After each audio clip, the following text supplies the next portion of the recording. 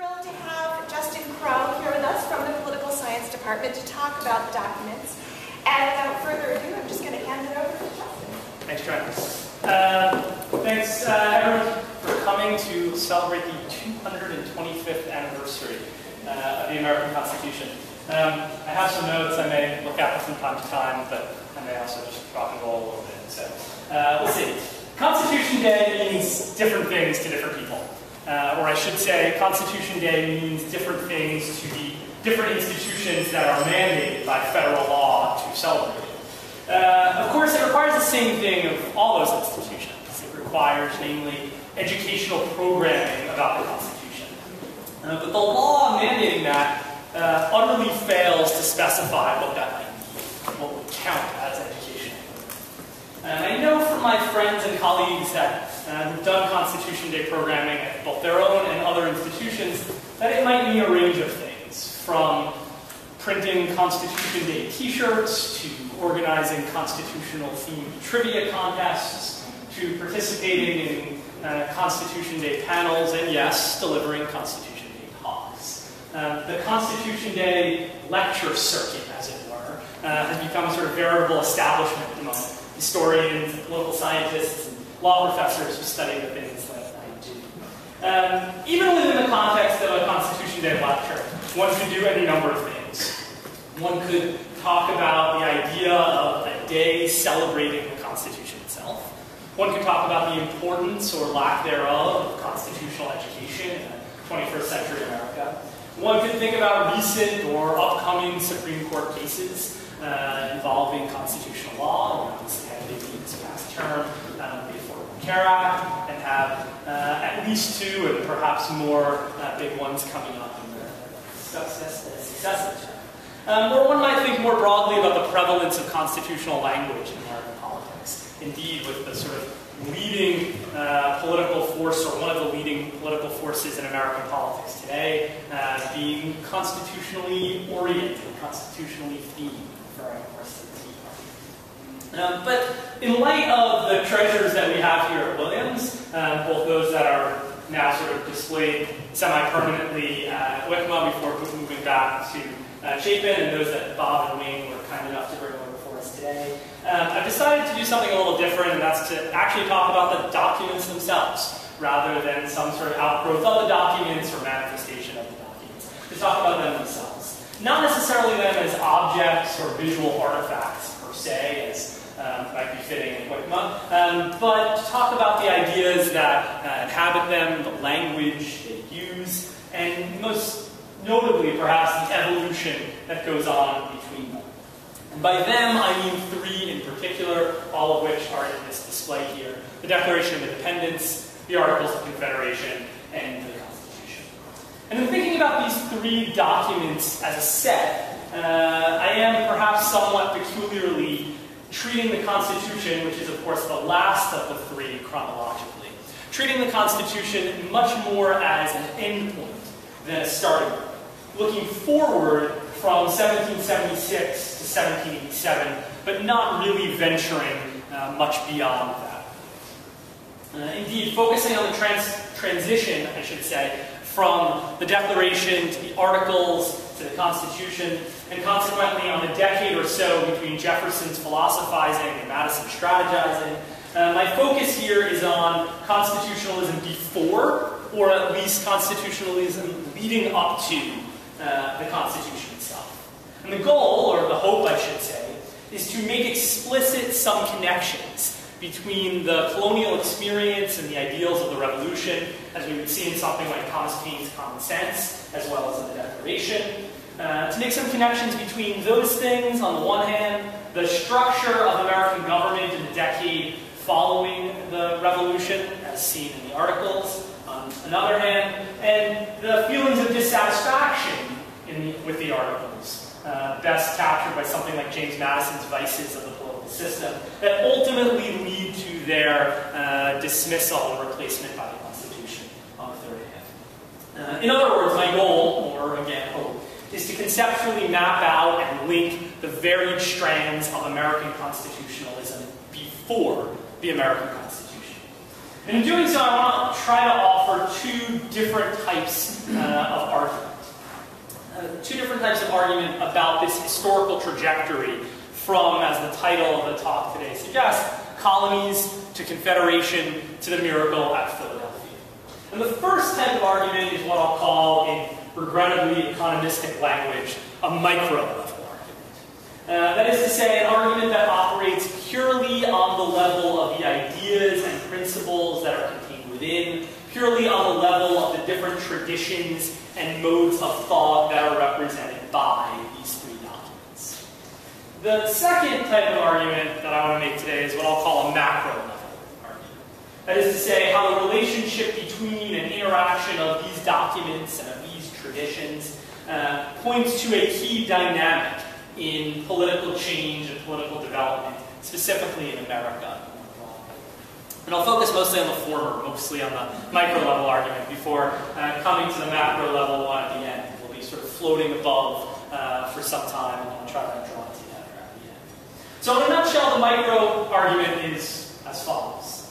The periods of colonial, revolutionary, and post-revolutionary America, the documents of the Declaration, the Articles, and the Constitution, were engaged in a continual dialogue about principally two questions.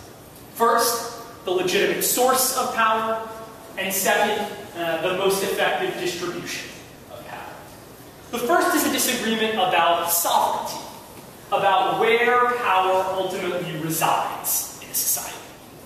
The second is a disagreement about authority, about how power is allocated and exercised in a government. So we have a disagreement about sovereignty, about where power resides in a society, and a disagreement about authority, about how power is distributed and allocated in a government. Again, my argument is that constitutionalism leading up to the Constitution is fundamentally a written debate involving chiefly, but not exclusively, these three documents that we're going to talk about today, about these two questions. So let's take them in turn. First, sovereignty. Where does, or where should, power reside in American society? The Declaration, the Articles, and the Constitution offer three very different answers to that sort of question. Consider the heart of the Declaration's complaint. Not its substantive complaints about quartering troops or cutting off trade, but its procedural complaint about British rule. Namely, that British rule had ignored the fact that, quote, governments are instituted among men, deriving their just powers from the consent of the governed. No hereditary or monarchical rule, no virtual representation from afar. No, Jefferson said, consent must be active. Representation must be alive. The colonists' famous rallying cry was not, as some Tea Party adherents today would have us believe, no taxation. It was, you'll recall from third grade American history, no taxation without representation. Without representation. Without consent of the government. Because for Jefferson, political sovereignty resided in the people. Indeed, quote, whenever any form of government becomes destructive of these ends, Jefferson writes, it is the right of the people to alter or to abolish it, or to institute new government. Government works for the people, in Jefferson's formulation, and it must be accountable to the people. Sufficiently accountable, he claims, that, quote, when a long train of abuses and usurpations pursuing invariably the same object evinces a design to reduce them under absolute despotism. It is their right, it is their duty to throw off such government and to provide new guards for their future security. So we have to resist the urge to shout. So we teach this in class and shout it. So we teach the Declaration, you have to shout. You have to bang things. Speak loudly. Resisted that this small room. As such, the Declaration insists that the colonies are, quote, are and of right ought to be free and independent, only, quote, in the name and by the authority of the good people of these colonies. Contrast that with the Articles, where from the second item first is merely a formal restatement of the name of the nation. From the second item, we are told that, quote, each state retains its sovereignty, freedom, and independence, and every power, jurisdiction, and right which is not by this Confederation expressly delegated to the United States in Congress assembled. The fact that I have to read that from notes, whereas I can recite much of the Declaration by heart, should suggest to you something about both the continuing importance of the two documents and also the lyricism of them. Articles is not full of pithy phrases. Each state in the Articles formulation, each state retains its sovereignty, entering only into, quote, a firm league of friendship with one another. Not a consolidated and cohesive union, but a practically minded arrangement for, quote, their common defense, the security of their liberties, and their mutual and general welfare, binding themselves to assist each other against all force offered to or attacks made upon them. A firm league of friendship. As I like to tell my students every semester, it sounds sort of like my teenage sister speaks of her newest BFF, her newest best friend forever. And indeed, just like my sister's best friends do not remain best friends forever, neither did this firm league of friendship remain especially firm or especially friendly. Even if it had, its very premise, and as I'll discuss in a minute, the structural configuration it establishes to support that premise, is sufficiently cramped so as to discourage any more cohesive or collective identity. Citizens in this immediate post-colonial period of time thought of themselves not as citizens of the United States, but as citizens of one of a collection of loosely affiliated states. Not as Americans, but as Virginians and New Yorkers and Pennsylvanians. Identity, in no small part a product of sovereignty, was wholly and completely the province of the states. In the Constitution, of course, we get something quite different, moving back toward the vision of the Declaration, but with a crucial modification too. Whereas the Articles were written by, quote, we the undersigned delegates of the states, the Constitution is written in the name of we the people. But it's not just any people, or the people of the colonies, as it had been under the Declaration. It's the people of the United States. And those people aren't merely free and independent, as the Declaration had deemed them, but actively endeavoring to, quote, form a more perfect union, end quote. To be sure, sovereignty resides in the people in the Constitution, but those people are organized in a completely different way, with the desire to cement a stronger national bond, not only to improve upon the state myopia of the Articles, but also to envision an improvement upon the seemingly atomized, the seemingly individualized citizens in the Declaration. That serves as the very purpose of the document itself. It's the very first thing that's mentioned. We, the people of the United States, in order to form a more perfect union. The Declaration, then, may have announced the emergence of an independent people, but the Constitution, following the failure of the state-level Confederation of the Articles, brought to fruition an explicitly collective people. That's sovereignty. Second, let's think about authority. How does, or how should, power be allocated and exercised in American government? Here again, our three constitutional documents proffer very different visions. In the Declaration, there is, well, no power allocated or exercised anywhere. Recall that the Declaration is written in response to the unchecked power of Parliament, to the fact that Britain lacks a written constitution, and as a result, that there is no limit whatsoever on what Parliament can do, only limits on what it should do. And of course, what that Parliament, through the arm of King George at the time, does do in the 18th century pass a series of economically coercive laws that are part of a pattern of behavior that Jefferson describes in the Declaration as repeated injury.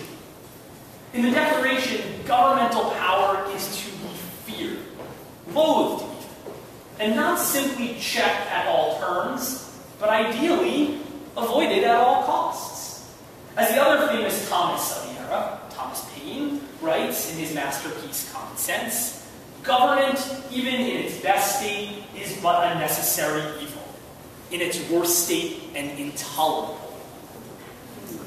And so it was for the Declaration, and its more renowned Thomas. Jefferson wrote that, quote, "A prince whose character is thus marked by every act which may define a tyrant is unfit to be the ruler of a free people."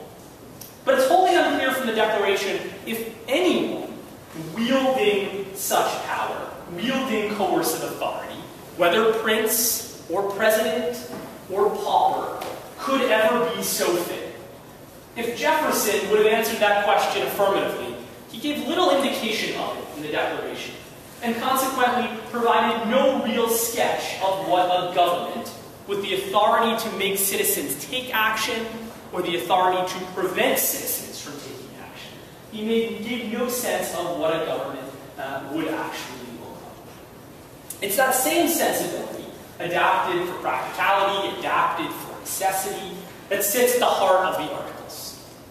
Obviously, the Articles do eschew the decidedly anti-governmental fervor of the Declaration, at least enough to create a government, at least enough to establish formal institutions. But they do so with the lessons of the colonial experience and with the fears of colonial leaders at the forefront of their thinking. The Declaration feared coercive authority, so the Articles allot effectively none to the central government. With a Congress that is inhibited from passing laws to spur commercial growth or raise money. The Declaration feared monarchical tyranny, so the Articles steadfastly avoided the risk of a repeat by declining to establish a presidency, as opposed to an impotent presiding officer in the Congress. Channeling a profound skepticism of governmental power, based on its potential to deprive people of their liberty. The Articles set up a government that would be focused on, that would be run through, that would be administered by, and that would be subject to veto by the states. Reasoning that states were closer to the people than some centralized government in the capital would be. The Articles didn't simply reaffirm state sovereignty, but actively cowed to state prerogatives, with states voting as single delegations, and easily able to obstruct one another, as well as resist the skeletal central government that was established. Though authority was tangibly vested in a government, it was done so in a way that quite purposefully denied that government the vital element of force. As much as the Declaration and the Articles embody the colonial experience, the Constitution embodies the immediate post-colonial one. Indeed, when the Articles prove in a number of critical ways inadequate to the changing demands of an expanding nation, the desire to empower the federal government to establish justice, ensure domestic tranquility, provide for the common defense, promote the general welfare, and secure the blessings of liberty to ourselves and our posterity, those desires listed prominently in the preamble to the Constitution, grow strong. Strong enough, in fact, to design a far more extensive governmental framework, including both an executive and a standing judiciary, neither of which are present in the Articles, to make real policy. Under the Constitution, of course, we have the three-tiered, three-branch, government with which all of us are familiar. A bicameral legislature of primarily enumerated powers, but with elastic clauses pregnant with expansive authority to meet any occasion. A singular president to execute laws with energy and serve as both a commander-in-chief in military affairs and a head of state in diplomatic ones. And a judiciary to settle disputes between the states, between states and the federal government, and between government and its citizens. Not powers under the Constitution now are rooted in the capital. The vertical division of federalism creates what we call a compound republic, with many powers still reserved to state governments. But the national government under the Constitution has far, far more robust powers than it possessed under the Articles. Underlying the whole system is what Madison referred to as a Republican, small r Republican remedy, an attempt to vest power not directly in the whole people, but in the people's elected representatives. So, stepping back to review for a second, we have 3 documents engaged in a dialogue about these 2 key questions. In terms of sovereignty, we come full circle with a twist. From the individualized people of the Declaration, to the states of the Articles, to the more collective people of the Constitution. In terms of authority, we get progressive expansion. From the complete lack of authority put forth by the Declaration, to the skeletal caretaker government envisaged by the Articles, to the checked but vigorous and centralized institutions formed by the Constitution. Far from just abstract philosophies, it's the very combination of these principles that defines the character of the American polity under each regime. So under the Declaration, the merger of freedom-focused popular sovereignty with the absence of governmental authority yields a largely anarchical, if theoretically purely democratic, state of affairs. Under the Articles, the joining of state sovereignty with a state-dominated central government yields a sort of decentralized administrative council without the likelihood of compromise and without the possibility of force. And then finally, under the Constitution, the fusion of popular sovereignty in search of a more perfect union with governmental machinery expected to actively utilize power in the service of public good without trampling on private will, yields a mixed republicanism designed to strike a balance between the excesses of both monarchical and democratic rule. From democratic anarchy of sorts to an alliance of powerful subnational entities, to a finely wrought scheme of balancing liberty and power. That's the transition from the colonies to the Confederation to the miracle at Philadelphia. So how can one nation possibly, in such a short span of time, we're talking about a decade here, occupy such different politico-governmental forms? The answer, I think, brings us, by way of conclusion, to the macro-level argument I alluded to earlier. Despite the sometimes stark differences between the Declaration, the Articles, and the Constitution, each is actually, in its own way, a perfectly logical and even expected response to not only the prior regime, but to also the events that intervened afterward. With the abuses of the king and parliament, the colonists grew angry and fearful of centralized authority. That's what we see in the Declaration. When the new Americans finally get around to structuring a set of political institutions, that fear, that anger, prompts a decidedly thin governmental framework. That's what we get in the Articles.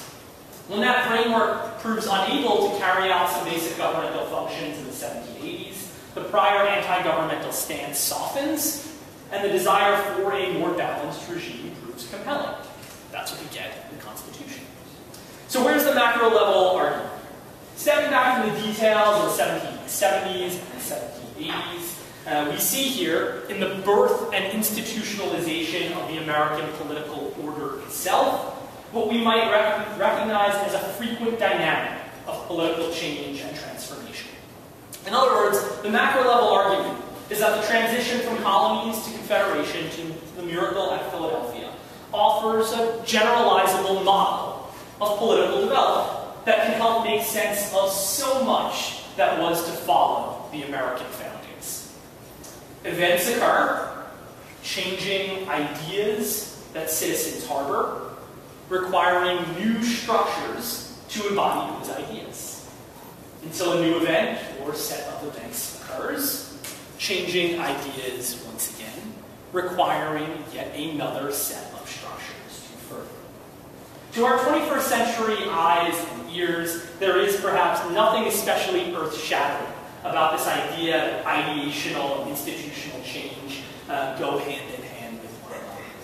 But that, I would argue, is peculiarly American, and part and parcel of what people talk about as making American politics exceptional. The fact that our politics are, and have from the beginning, always been curiously concerned with ideas. Ideas we express aloud in protest movements and campaign slogans. Ideas we tweak, or in our technologically obsessive culture today, tweet out for all to hear when the structural and financial underpinnings of them are calcified or obstructed. And yes, ideas we write down in founding documents that seek to govern not only our political predispositions, but also our cultural commitments. 225 years later, it's the ideas of these documents and the occasionally hostile conversation between them that continue, for better or for worse, to consume the American political experiment. And surely that is the best birthday present distractors could have ever imagined. Thanks for coming to celebrate the 225th anniversary of the Constitution. And thanks for listening.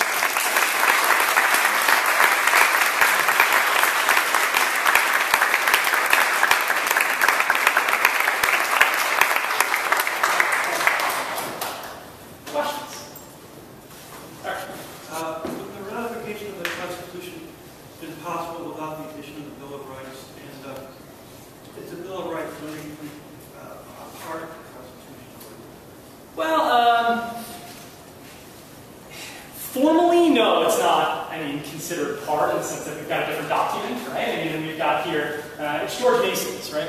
George Mason's notes on the back, and George Mason was one of the leading objectors to the Constitution on the grounds that it didn't like the Bill of Rights. The Bill of Rights, what Madison referred to as the nauseous project of amendments, occurs in the first Congress, right? And so it's a separate document, but it's amendments to the Constitution. This is a sort of curiosity, right? So the Constitution is ratified on the understanding that we are going to have a Bill of Rights added to it. This is a debate between Jefferson and Madison. This is a debate with lots of people at the time. And the way we go about amending the Constitution seems obvious to us now. Well, we want to change things, so we sort of put codas at the end, right? Or those footnotes. That's, of course, not the only way we might amend a document. Indeed, when I amend my lecture notes, or when I amend an article that I write, I don't put codas at the end and say, oh, I really meant to say this, or this really means that. I strike things out and write them in, right? And so the peculiar way in which the Bill of Rights Act, or which we amend the Constitution, does have the effect of sort of separating them out from the constitutional document themselves, instead of saying, okay, well, let's put a little caret here and add what this really means, or let's strike this through here and say we don't want that anymore.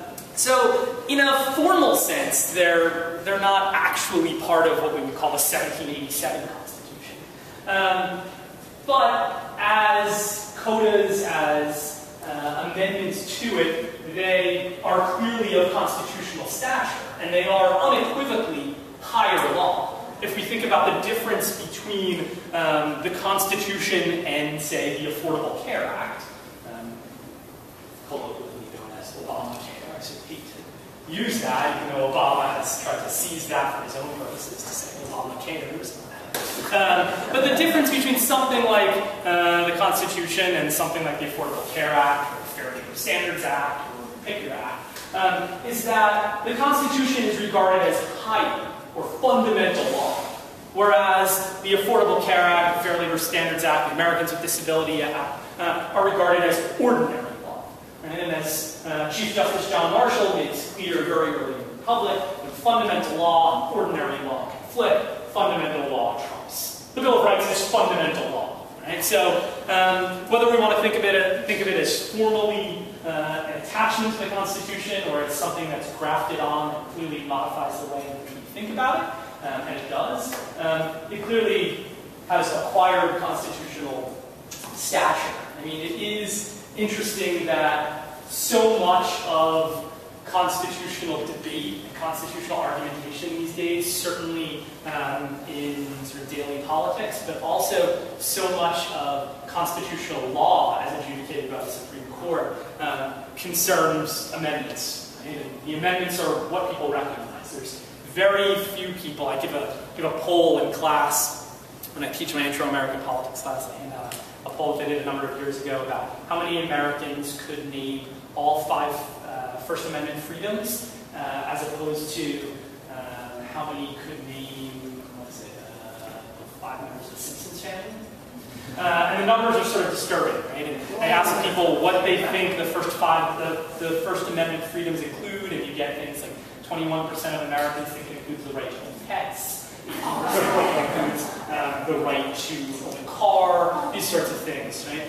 If you ask, I mean, you think those numbers are bad, if you ask them what the enumerated powers of Congress are under Article 1, Section 8, it would be much lower than that, right? So amendments, even though they come after, even though they're passed by the first Congress and ultimately ratified as part of the Constitution, they go through the higher lawmaking process.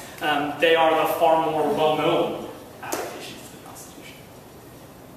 Other questions? Did you?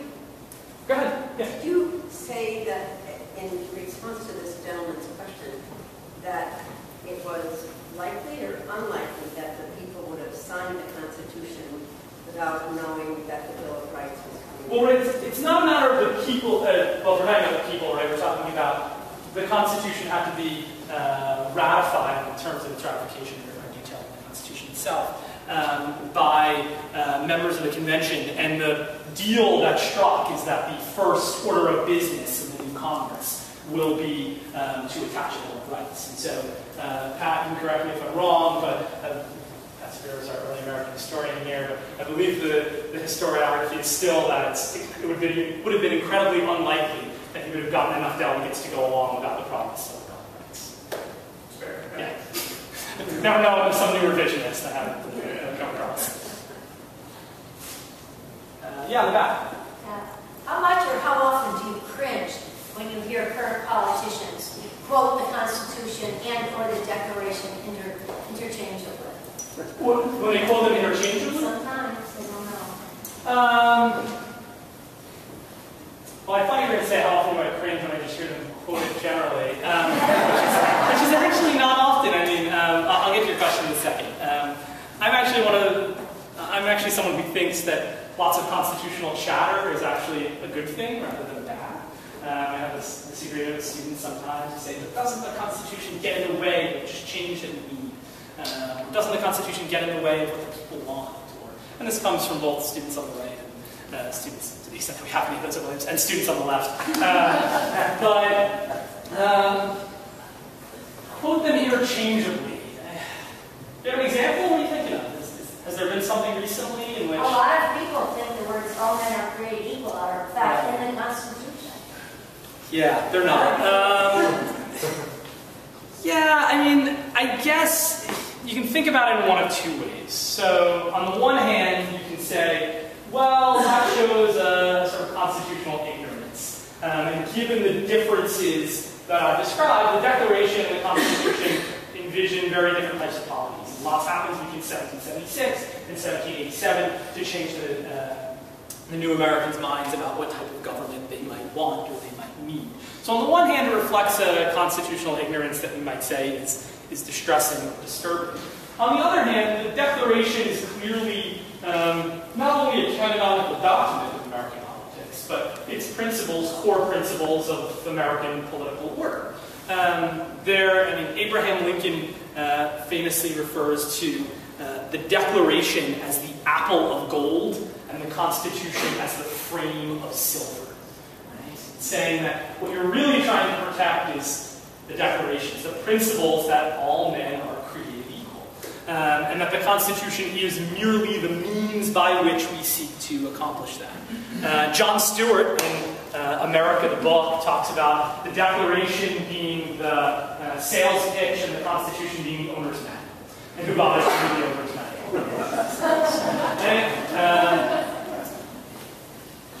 It suggests the extent to which there are different traditions. Right? The historian Joseph Ellis Pulitzer Prize-winning historian. In one of his more famous books, Founding Brothers, he talks in the preface, which is a great sort of synopsis of this period of American history, talks about the two American foundings, right? The Declaration and the Constitution. And they are two different foundings, right? One establishes an American nation, one establishes an American government. One is devoted to liberty and freedom at all costs. The other has to make compromises on behalf, or compromises between liberty and power in order to accomplish something else. And Ellis, in that preface, talks about American politics being built on a continual debate between these two nations. And I think that's true to a large extent. So, on the one hand, the fact that whomever it is you're thinking of thinks that all men are created equal comes from the Constitution rather than the Declaration seems problematic. On the other hand, I'll take it as a good thing that they know that all men are created equal. So principle in our politics. I've always been curious about how the language of those documents is maintaining itself as accurate in an original reference when it was written. These days, I read these pronouncements from prospective political types. We've got to change this. Now, this is what it says. And I look at it and say, really? Has that created problems along the line? Oh, yeah. I mean, this is what we would refer to in studies of law as the open texture of language. Right? So, same words mean different things to different people in different contexts. And the socio-political context of 1776 or 1787 is obviously very different than the socio-political context of 2012. If you want a good example of this sort of debate in contemporary constitutional law, the most recent Second Amendment case, or one of the recent Second Amendment cases, D.C. versus Heller, in which the court recognizes that there is an individual right to gun ownership protected by the Second Amendment.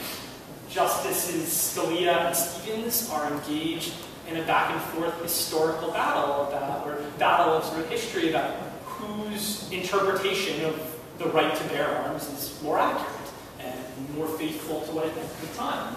There's historians and legal historians on both sides that say, no, if we look at what X, Y, and Z people were saying, they clearly meant this. And another group would say, well, if we look at what A, B, and C group of people were saying, they clearly meant this. And that is the sort of pitfall of a constitutional philosophy or constitutional theory of originalism, right? Whether it means what it originally meant at the time, or what was originally intended at the time, or what it was originally understood as at the time. Different groups of people, different individuals took different meanings from that. And that becomes a contested point of debate in politics. Rarely, if ever, are there clean and neat answers to those things, which is what prompts some people to say, well, we should dispense with that whole idea altogether. If we can't have any plausible reason for determining what was originally meant, then why should we bother to care what's originally meant? And other people say, no, well, just because we can't be firmly convinced of the precise meaning of something, we can have a general sensibility of what they meant, and then we can use other sources to try to fill in the blanks. And if we dispense with the original meaning entirely, then what's the point of writing these things down in the first place? So each side can sort of go to their extreme position about why those considerations should be paramount or banished, and then each side sort of drifts back into the middle and usually tries to dial it out in specific instances. Yeah. Thinking about your argument about the shift of focus in sovereignty from the people to the states back to the people, that's the sort of core of the argument that you just presented. It seems to me that there's a conflict between that idea and the actual mechanism for ratification that took place. And because the people who are ratifying are not the populace at large, so therefore there has to be some mechanism by which they have either temporarily or more than temporarily taken on the sovereign authority to ratify the very document in question. And I don't think you really talked about that so much, but it seems to me that that might actually be very important to the transition in the documents and to how we would then perceive the document. Well, there's certainly a tension there. I mean, when the delegates arrive in Philadelphia, they're coming ostensibly to improve upon the articles, right? Not to discard them write something new. In theory, their authority isn't to do that. And the fact they do it is taken by lots of people as an act of power run amok, as an act of elitism, as an act of paternalism. It leads to people, 20th and 21st century scholars writing articles with titles like The Unconstitutionality of the Constitution or The Illegality of the Constitution.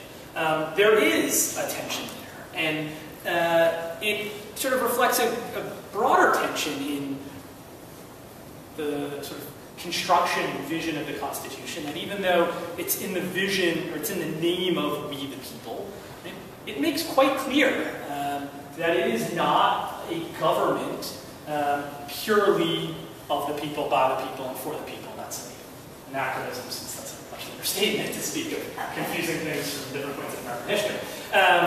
But it makes clear that it's not that at all. And indeed, the process of amending the Constitution, there's no process of amending the Constitution that involves a popular referendum. It involves a plebiscite.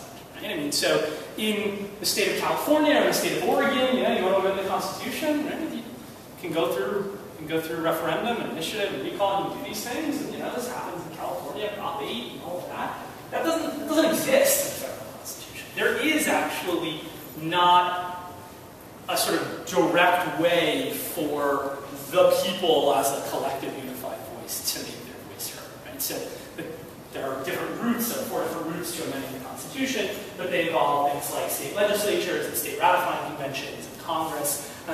There's not one that says, well, if 50% plus 1 of voting Americans says this should be the case, it's going to go in. So the popular sovereignty that the Constitution speaks of, or speaks in the name of, or envisions, is, in a sense, sort of more symbolic than it is substantive. Right? Now, I mean, Madison would defend, as he does in the Federalist, would defend this on the grounds that if you go a pure democracy, you're going to end up just alternating government, it's going to be unstable, it's going to be violent, you're going to look like ancient Greece, ancient Athens and Sparta, and whatnot. But it's true that the sort of collective unified people that comes about under the Constitution is simultaneously sort of more collective than the people envisioned by the Declaration, but also one step more removed. Right? I mean, the Republican remedy that Madison sets forth is that the people's will is going to be represented by their representatives. The people's will is going to be channeled. And for Madison, at least, that is a virtue rather than a vice. But it is something that complicates the story, and that makes that notion of popular sovereignty, both in the act of forming the Constitution in Philadelphia, and in the act of changing it at any later point, or simply in the daily governance under it, a much thornier one. Especially since we people consisted of white property-owning groups. And the we the people changes dramatically, right? So the we the people of 1787 is not the same we the people of 2012, right? I mean, of course, all men are created equal in 1776, and really all men are created equal then either. So it's all white property owners are created equal, or at least all white men are created equal. So there's representation, there's symbolism, there's the rhetoric of it, and then there's the sort of dirty underbelly of the reality. And sometimes, as in the case of something like We the People only representing a small subsection of the people and totally disenfranchising and enslaving other parts, it's unseemly, it's immoral, it's despicable, whatever word we want to use. In other instances, is using We the People, even though We the People's consent hasn't necessarily been actively given, as Jefferson might have wanted, but has been assumed, is a practical and pragmatic move in order to get something done. How do you explain Madison's apparent huge flip-flop between being a framer and supporter of a strong central government at the convention and in the Federalist Papers, and then the minute Jefferson gets home from France, he seems to go to the opposite side of weak government? Was it just a question of being dominated by Jefferson Jefferson's personality, or was there a principal position that made him shift?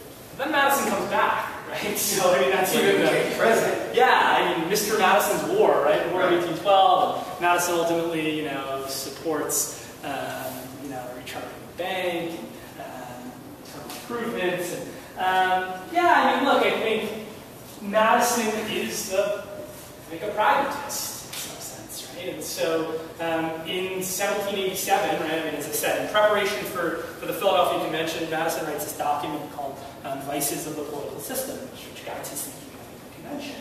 And if you read Vices, it pretty clearly outlines what he views as the abject failures of government in the articles.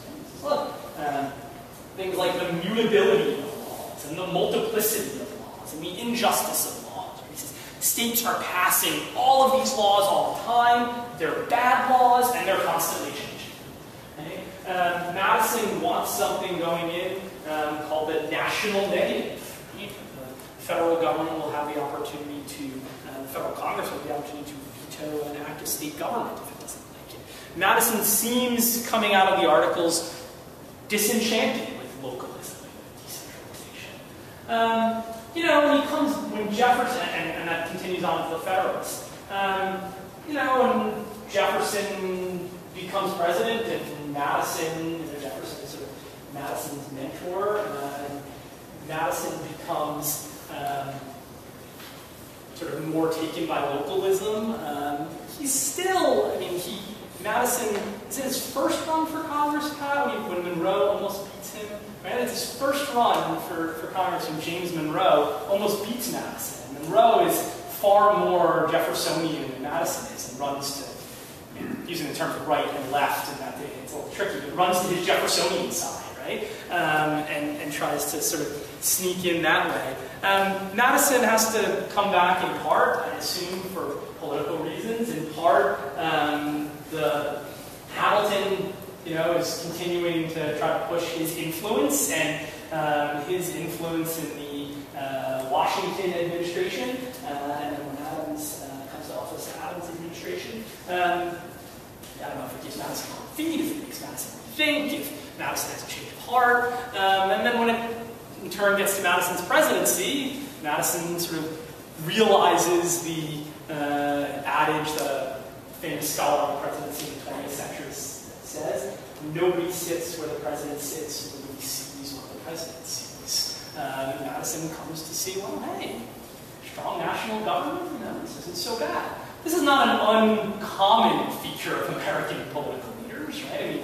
Andrew Jackson is, in favor of a small central government, but as president, he's quite clear that the central government is supreme over the states. Right?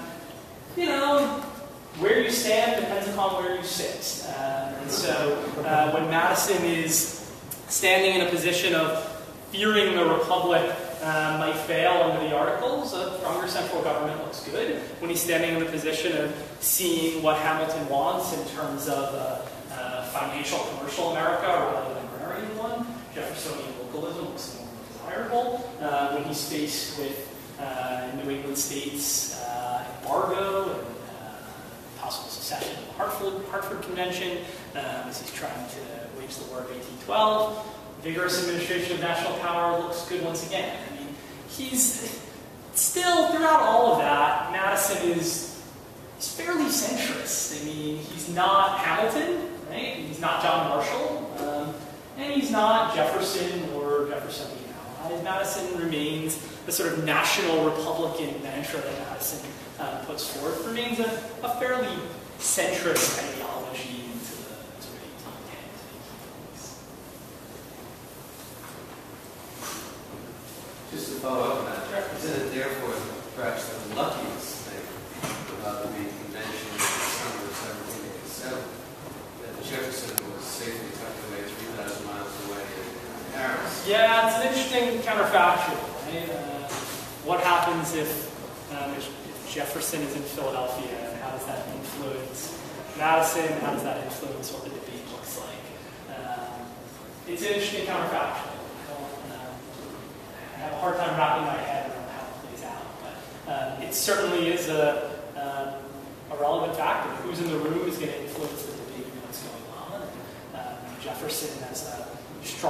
voice a particular vision, and one that obviously holds appeal and resonance in American politics would undoubtedly have influenced that. Now, his influence is not totally lost, right? I mean, he is writing back and forth the people, and he and Madison have these, their debates over the Bill of Rights are wonderful. They write them in coded message, right? It's the debates with the Bill of Rights, or the fact that they're in coded message, and they're writing them back and forth. Jefferson has these ideas, these radical ideas, a constitution that will expire every 18 or 19 years. Jefferson was really concerned with debt, both debt in the literal financial sense and debt in the sort of generational sense. And Jefferson was committed to the idea that no generation could bind the future one, could sort of strap the future one into debt. And so Jefferson was really interested in actuarial tables and all that. So he figures out the length of a generation, which he finds is 18 years, and basically says to Madison, we need a new constitution every 18 or 19 years. Madison in the letter, she says, you are absolutely out of your mind. You think something like that can possibly fly, you have lost it. And in the meantime, Jefferson is trying to lobby Madison for a Bill of Rights. Madison's resistant. Doesn't convince him on the sort of principle level, but Madison at least becomes convinced on the practical ones necessary, even though, as I said, he calls it the nauseous project of amendments and actively sort of despises having to do this in the first Congress in some